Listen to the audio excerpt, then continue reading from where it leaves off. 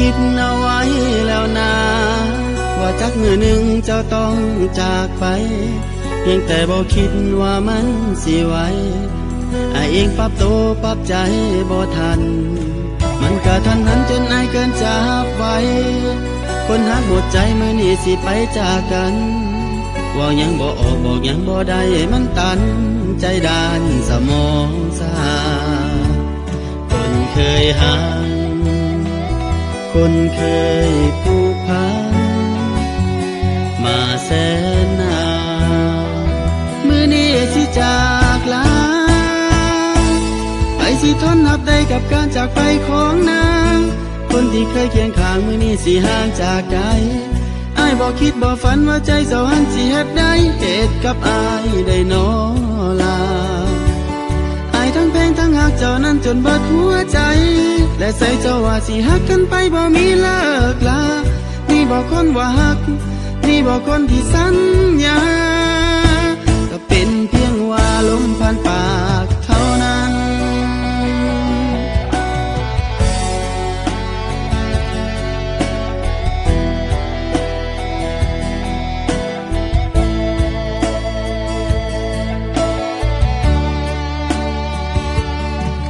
เคยห่าง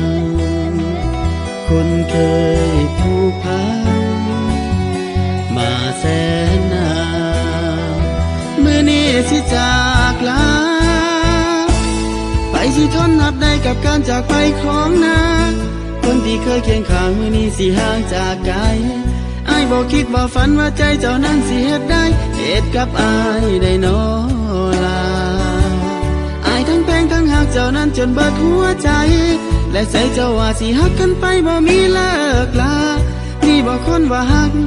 นี่บ่คนที่สัญญาก็เป็นเพียงว่าลมผ่านปากเท่านั้น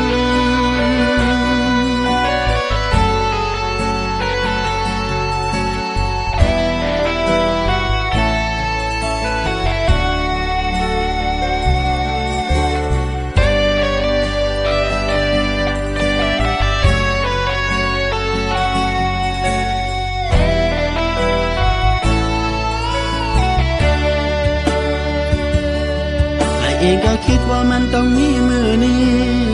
มือที่สองเฮาได้เลิกลางไกลไอ้สิยอมเจ็บกับหักที่มันจบไปถ้าใจเจ้าต้องการสิบอกคักควงทางเจ้าสิไปดอกนะหักที่ผ่านมาสิถือว่าเป็นทางผ่านถึงมันสิเจ็บถึงมันสิทรมานอ้ายก็สิอดเอา